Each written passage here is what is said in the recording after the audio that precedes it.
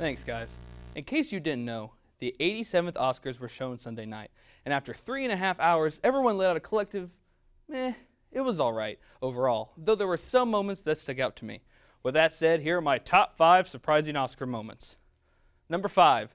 One of the wins on Sunday night that most people were okay with that I was kind of against was Interstellar winning the Best Achievement in Visual Effects. Look, I think Interstellar is a really good movie, but I can't shake the feeling that Dawn of the Planet of the Apes deserved the award for its attention to detail and amazing leaps in technology since 2011. Despite Interstellar's bombastic and colorful visuals, I feel that Dawn's incredible motion capture performances definitely deserve some recognition. But oh well. Also, Guardians of the Galaxy didn't get any recognition either, but that was to be expected. Number 4. One of the biggest controversies that revolved around this year's Oscars was the lack of diversity in the nominees, especially after Selma came out last year with High Regards. Good news though, Selma did win an Oscar for Best Original Song. The song did deserve some recognition, though it can't be helped to be skeptical after the controversy with 12 Years a Slave last year. Now, I'm not saying that Glory won Best Original Song solely for its racial background, but it's hard not to feel like a consolation prize for the film after both the director of the film and David Oyelowo got unfairly snubbed. Plus, the song I'm Gonna Miss You from the Glenn Campbell documentary was extremely heartbreaking and just as good as Glory in my opinion. With that said, I'm really glad that Glory won, and I hope the nominees can be more diverse in the future. Number 3, something really surprising and hilarious happened during the acceptance speech for Powell Pawlikowski, the director of the Best Foreign Language Film of the Year winner, Ida. During his speech, the orchestra started playing the music to cue the director to start bringing the speech to a close. He didn't, and what culminated was a cool yet hilarious moment. Seeing the guy fight the standard just so he could thank everyone was really cool and turned a by-the-books acceptance speech into a memorable one. Good job, Pawlikowski. Maybe I'll see Ida just for your bold move alone. Number 2, spoiler alert, the Lego Movie didn't win Best Animated Feature. Sorry, guys.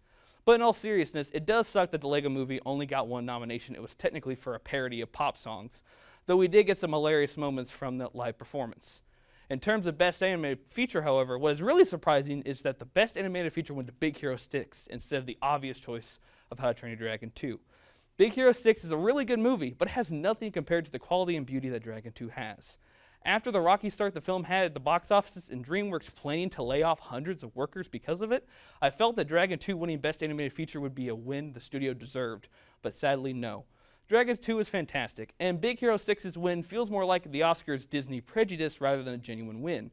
All I could really do now is recommend How to Train Your Dragon 2 because it is criminally underrated and deserves to continue its story in other films. And finally, number 1. When I heard last February that Richard Linklater's Boyhood was going to be released this last year, all I heard about was just massive amounts of anticipation. When it came out, everyone kept saying it was the best film of 2014. Months after its release, I couldn't stop hearing about how great it was.